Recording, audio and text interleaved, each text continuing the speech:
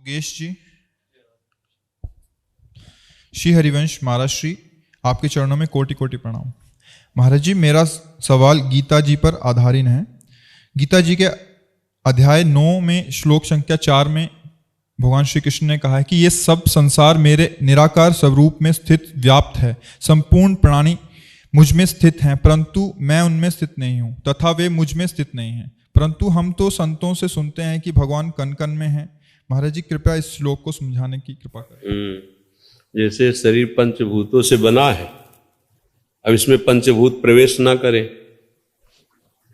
पंचभूतों से बना है और पंचभूत कहें कि मैं इस देह में प्रवेश नहीं करता हूं और मेरे से ही ये देह बना हुआ है, तो उसी बात को भगवान घुमा के कह रहे, केवल समझना है।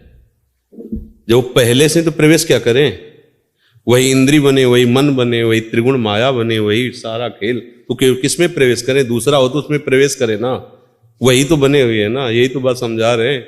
और शास्त्र की वाक्य से घुमा के होते कि बिना भागवतिक बुद्धि के आप उसे समझ नहीं सकते हैं। जैसे जल बर्फ बना है, अब जल कह दे कि मैं बर्फ में प्रवेश नहीं करता हूं, मैं उसमें नहीं हूं और बर्फ मेरे में नहीं है, तो आप क्या समझेंगे? विनोदी तो समझेंगे ना, क्योंकि जल ही बर्फ बना है, बर्फ ही जल स्वरूप है। नहीं समझ में आई अभी है? पहले से ही भगवान वहां विद्यमान है तो प्रवेश क्या करे? पहले से ही विद्यमान है, इन्हीं रूपों में विराजमान है, तो प्रवेश क्या करे? वो समझना है भगवान की उस वाक्य महिमा को। भगवान ऐसे वाक्य बोलते हैं कि जैसे जादूगर जादू दिखाता है तो जमूरे को पता है, सबको नहीं पता है। ये कैसे सोने का सिक्का निकाल रहा है और चांदी का सिक्का निकाल रहा है, अगर वो निकाल लेता तो वो काहे को गली गली डोलता, वो जानता है। तो ऐसे ही भगवान के वाक्यों को कोई भगवत अनन्य तन्मयता प्राप्ति की भक्ति जान सकता है, दूसरा नहीं। भगवान जो कहते हैं कि मैं उनमें प्रवेश नहीं करता, वो मुझ में नहीं है, क्योंकि वही वो बले हुए हैं। समझनी है बात, ये बात। महाराज जी, जप में राधा वल्लभ श्री हरिवंश की अपेक्षा राधा नाम में ज्यादा मन लगता है, कृपया दोनों में से किसी एक नाम को जपने का। हाँ, तो जपो, हम तो जब उपदेश देते थे कहते राधा या राधा वल्लभ श्री हरिवंश नाम जप। जय ठक्कर श्री हरिवंश महाराज श्री, क्या संसार में रहकर भगवत प्राप्ति का निश्चय किया जाए तो प्रभु पथ प्रदर्शित करते हैं? हाँ, बिल्कुल करते हैं। वही सर्वगुरु हैं, सबके गुरु जितने भी महात्मा हैं, सब उन्हीं के वचनों और उन्हीं के चरण रज के प्रताप से गुरु बनते, महात्मा बनते। जगत गुरु भगवान सबका हृदय में ज्ञान उपदेश करके परमार्थ का पोषण करते हैं। गुरु बनाने के पहले भी तो वही पकड़े हुए थे, किसी का भी कोई जो गुरु नहीं वर्ण किया था तब भी तो वही जगत गुरु पकड़ के लाए, वही तो संभाल रहे हैं। गुरु तो अब मिले हैं, पर जगत गुरु तो तुम्हें गर्भ से ही संभालते चले आ रहे हैं। उन्होंने मनुष्य शरीर दिया उन्हीं जगत गुरु ने, और वही जगत गुरु गुरु रूप में आकर के उपदेश कर रहे हैं। पर प्रधानता वही गुरु है, वही भगवान ही सबके ज्ञान दाता है। कोई अहंकार करके अगर बोले कि ऐसा वैसा, तो वो केवल माया का विलास है और कुछ नहीं।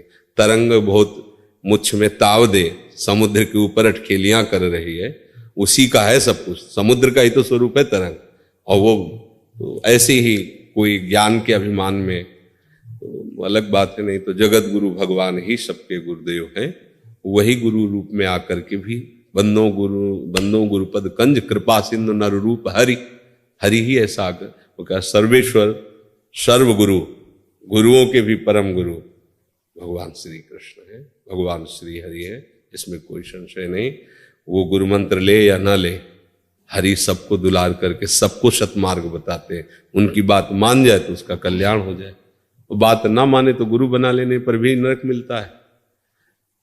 बात ना माने तो गुरु बना लेने पर थोड़ी कि परम पद मिल जाता है, उसको भी नरक मिलेगा अगर आचरण बुरे करोगे।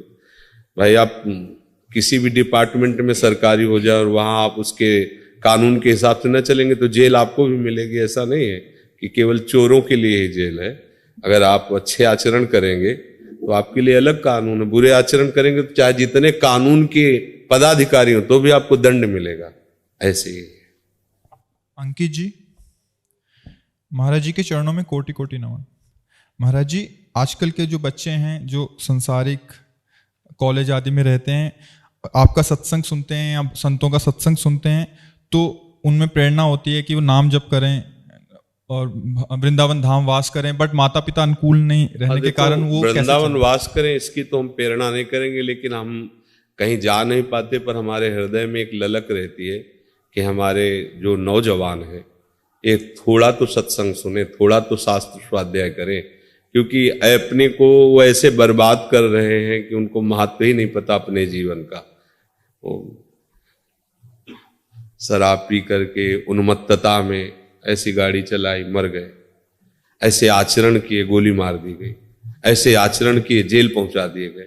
नौजवान बच्चे उन्माद अवस्था, उनको पता नहीं, या स्वयं ऐसे आचरण किए कि अपने जीवन को ही बर्बाद कर रहे हैं। तो थोड़ा शास्त्र स्वाध्याय और सत्संग हो तो कम से कम उनको दिशा तो मिले। जंगली जानवर जैसी वृत्ति हो रही है। जंगली जानवर को केवल उदर पोषण, मैथुन, नींद, बस इतना ही सुहाई देता है। अपने मनोनुकूल भोग मिले, सोने आराम को मिले, चाहे दूसरा किसी स्थिति में पता नहीं, सामने वाले को क्या कष्ट हो रहा है पता नहीं, केवल अपनी वासना की पूर्ति अपना। तो ऐसे लोग न माता पिता का आदर करते हैं, न गुरुजनों का आदर करते हैं, न शास्त्र का। तो मनमानी आचरण करने के कारण अमूल्य जीवन को ऐसे व्यर्थ में नष्ट कर देते हैं, व्यर्थ में नष्ट कर देते हैं, बिल्कुल व्यर्थ में नष्ट कर देते हैं। ये जितनी भी गंदी बातें हैं, मदिरा पान करना, मांस खाना, जुआ खेलना, व्यभिचार करना, ये सब महापाप है। बुद्धि को भ्रष्ट कराकर ऐसे जीव को नष्ट हो जाता। ये समझ में नहीं आता। मनुष्य शरीर बड़ा अमूल्य है बच्चा, ये बार बार नहीं मिलता है। मान लो 84 लाख योनियों में एक बार कृपा करके मिल गया। अब जैसे आपने अच्छे आचरण किए तो आपको हो सकता है अगला जन्म मनुष्य जन्म मिल जाए, जो चूक हुई उसको सुधारने। लेकिन आप ऐसे मिटिया मेट कर दिए, 1000 रुपया दिए गए, एक के पूरे 1000 बर्बाद कर दिए, तो अगली बार पिता तुम्हें 1 रुपया भी नहीं देगा। हाँ, आपने 9 से अच्छी जगह खर्चे किए, 100 चूक कर दी, तो आपको अगली बार भी चांस मिल सकता है। ये तो ऐसे पूरा का पूरा जीवन बर्बाद करना है। तो इसलिए मुझे लगता है सत्संग तो सबको चाहिए, पर वृंदावन वास करना या वैराग्य ले लेना, इसमें थोड़ा विचारणीय विषय है। गृहस्थी में यदि रह करके, माता पिता की सेवा करके, अच्छी कमाई करके, परिवार का पोषण करके धर्म पूर्वक चला जाए, तो मुझे लगता है कि इससे भी भगवत प्राप्ति होगी, और ये बहुत बढ़िया है। क्योंकि कलिकाल है, अपनी इंद्रियों को बराबर संयम में रखना बहुत कठिन बात है। पूरे जीवन संयम में रखना, भाई साल 6 महीना की बात हो तो चलो लिखित ले लो, हम गंदा आचरण नहीं करेंगे।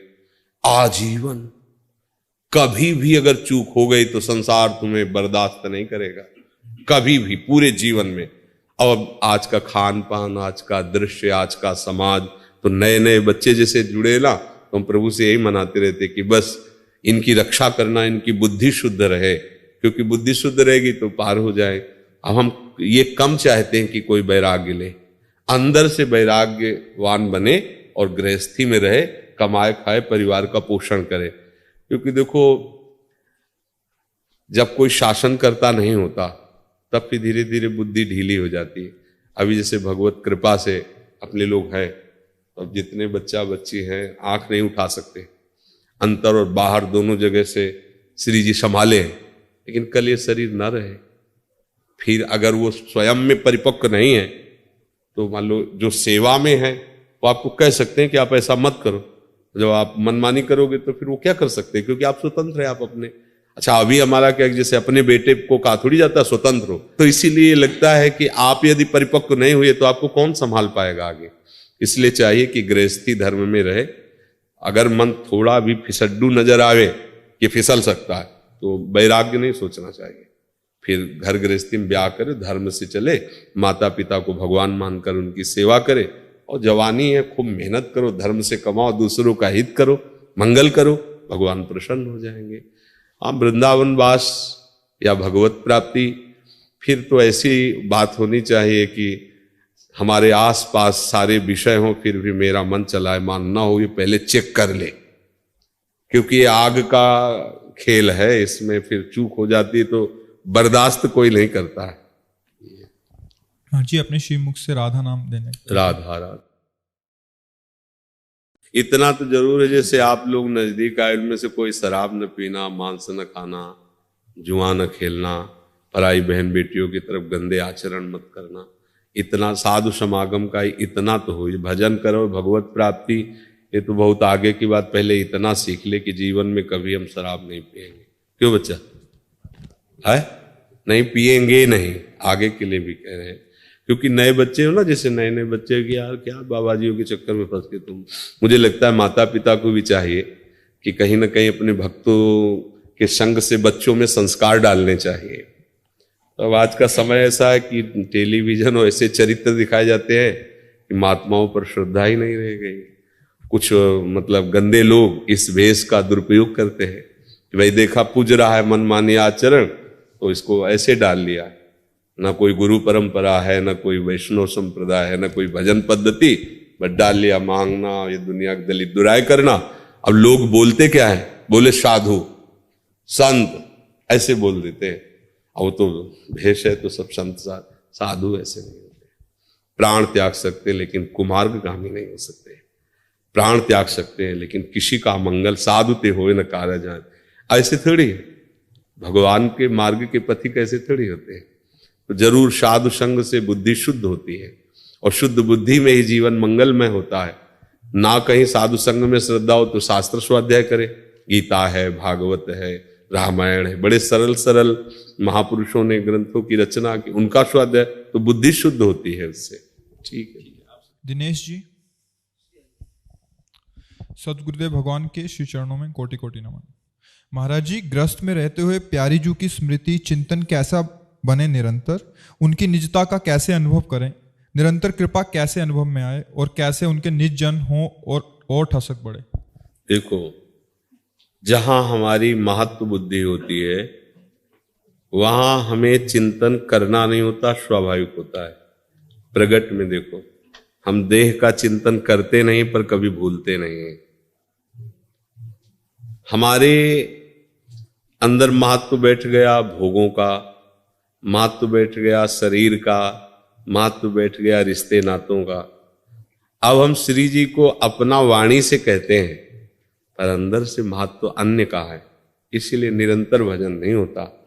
अगर केवल एक संबंध श्री जी से रह जाए, जैसे मीरा जी कहती ना, मेरे तो गिरधर गोपाल दूसरो न कोई, फिर ये प्रश्न नहीं रहेगा, फिर प्रश्न रहेगा, फिर तो मन बुद्धि चित्त अहम ये उन्हीं की ठसक में भर जाएंगे, उन्हीं का सतत चिंतन होता रहेगा।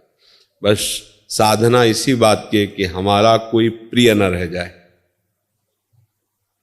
हमारा कोई अपना न रह जाए, हमारा कहीं महत्व न रह जाए, बस इतने की साधना है। शेष आगे सब कृपा से आपको खुद अनुभव में आने लगेगा। ये अपने तरफ से करना होगा, क्योंकि हम ही ने संबंध माना है और इसे हमें ही छोड़ना होगा। अगर हम माने हुए संबंधों का राग बनाए रखे तो हमारा पतन हो जाएगा। तो कोई कहे गृहस्थी में कैसे त्यागे? भाई बाबा जी तो सब त्याग के बैठ जाए, लेकिन गृहस्थी में राग त्यागने की बात कहते हैं।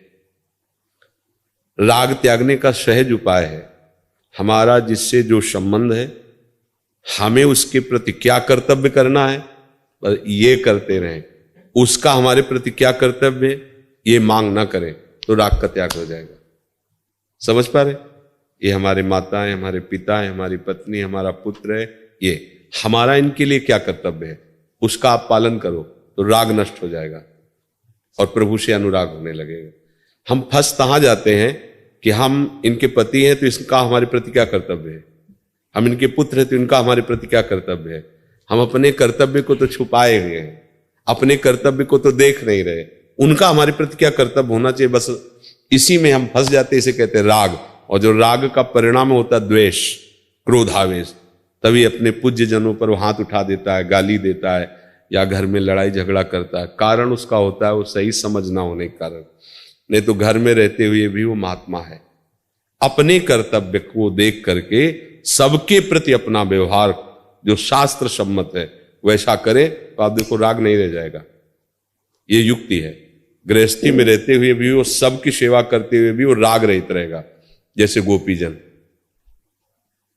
गोपीजन अपने घर में ही थे, कहीं किसी से कोई भी राग नहीं था और सबकी सेवा कर रहे थे, गौ सेवा, पति सेवा, पुत्र सेवा, सबकी। जैसे एक उत्तम गृहिणी ऐसे दिनचर्या थी उनकी, पढ़ के देख लो, धान कूटना, लीपना, पोतना, सब कार्य वैसे ही थे, पर किसी से राग नहीं था, ना अपने शरीर से न किसी शरीर संबंधियों से। हर समय श्री कृष्ण अनुराग में मगन रहती, महान रास में उनका प्रवेश हो गया, वो श्री कृष्ण की प्यारी बनी। बस यही हमारी भक्ति का स्वरूप होना चाहिए। हम अपने कर्तव्य से मन को न चुराएं, जो हमारा कर्तव्य हम उस, वो हमारे प्रति कैसा बर्ताव करता है ये हमें नहीं देखना, वो हमें सहना है। हम अच्छा कर रहे हैं, वो हमारे साथ बुरा कर रहा है, तो हमारा कोई प्रारब्ध है, हम उसे सह रहे हैं, पर हम बुरा नहीं कर सकते। हम अच्छा ही करेंगे तो हम साधु बन जाएंगे, हमें ठाकुर जी श्री जी से अपनापन हो जाएगा, हमें उनकी याद आने लगेगी। और जहां हम अपनापन इधर किया और इनका मेरे प्रति ऐसा कर्तव्य होना चाहिए, बस सारा संसार इसी में असंतुष्ट है। आप देख लो, इसी में असंतुष्ट है। हमने इसको पढ़ाया लिखाया और ये हमारे साथ ऐसा बर्ताव, ये क्योंकि उनको भगवान का भरोसा नहीं, भगवान का आश्रय नहीं, उन्होंने तो आश्रय नाशवान शरीरों का लिया, जल रहे हैं, अशांत हैं। और भक्त भगवान के आश्रित होता है, सब में भगवत भाव करके अपने कर्तव्य का पालन करके अंतिम तक केवल भगवान का ही भरोसा रखता है, वो पार हो जाता है। एक भरोसो एक बल एक आश विश्वास, एक राम घनश्याम हित चातक तुलसीदास। बस अपने आराध्य देव में, तो चाहे गृहस्थ हो चाहे विरक्त हो। अब मान लो हम संत वेश में आ गए और सावधानी नहीं, तो तुमसे ज्यादा हम परिवार इकट्ठा कर लिए। अगर हम राग माने तो तुम्हारे परिवार में तो 2-4 लोग होंगे, या तो हजारों की संख्या में, फिर बंध गए। राग रहित तो लाखों होने पर भी दूसरों न कोई, और राग सहित तो एक लंगोटी भी राग में फंसा के गिरा सकती है। एक लंगोटी का राग भी उसे ब्रह्म प्राप्ति में बाधा पहुंचा सकता है। और राग रहित तो चक्रवर्ती सम्राट अम्बरीश जी, कोई फर्क नहीं। बस ये समझना है, राग और वैराग्य का भाव हम बाहरी भेष में न ले जाएं, हम उद्देश्य में ले जाएं। उद्देश्य ठीक है, वो सब ठीक है। मानसी जी गाजियाबाद से। श्री हरिवंश, हमारे गुरुदेव भगवान के चरणों में कोटि कोटि नमन। गुरुदेव, बतौर माता पिता हम कैसे अपनी शरीर की बेटी का पालन करें कि वो एक अच्छी भक्त बने? स्वयं भक्ति होगी। जैसे पुष्प में जब पराग होता है तो भौरे मडराने लगते हैं, निमंत्रण नहीं दिया जाता। ऐसे ही हमारे हृदय रूपी पुष्प में जब भक्ति होगी तो भगवान के सब सद्गुण आ जाएंगे। तो हमसे जो जुड़ेगा, चाहे वो पुत्र हो चाहे शत्रु हो, दोनों का ही मंगल होगा, दोनों ही भगवान की कृपा के पात्र बनेंगे। चाहे वो शत्रुता से ही क्यों न जुड़े। किसी भी तरह से संत का चिंतन हुआ, आज तक कहीं प्रमाण नहीं हुआ कि दुर्गति हुई। किसी भी तरह भगवान का चिंतन हुआ, आज तक प्रमाण नहीं। जिन्हें ऋषियों ने शाप दिया उन्हें वो वस्तु मिली जो बड़ी बड़ी साधनाओं से नहीं मिलती है। जैसे नलकूबर मणिग्रीव, नारद जी शाप दे रहे, जा वृक्ष हो जा, पर कहाँ के? नंदालय के। लालजू का साक्षात्कार, उनका स्पर्श प्राप्त होता है। तो संतों का जो हृदय होता है वो भगवत सद्गुण से युक्त होता है, और उसी के प्रभाव से वो शत्रु और पुत्र में कोई भेद नहीं देखते, वो अभेद भाव से सब में अपने प्रभु को देखते हैं। जब आप ऐसी भावना रखोगी तो पुत्री का किसी को भी आप भक्त बना सकती हो। मम भक्ति युक्तो भुवनम पुनातो, मेरी भक्ति से युक्त भुवन को पावन कर सकता है। अब हम तो प्रपंच का चिंतन करें, विषयों का चिंतन करें, मोह ममता में फंसे और बच्चों को परमहंस बनाना चाहे, असंभव। पहले खुद अपने आप को भक्ति के रंग में रंगे तो उसकी सुवास, उसके आचरण उस पर प्रभाव डालेंगे, नहीं तो असंभव है। भगवान कृपा करें तो ये बात समझ में आ जाए।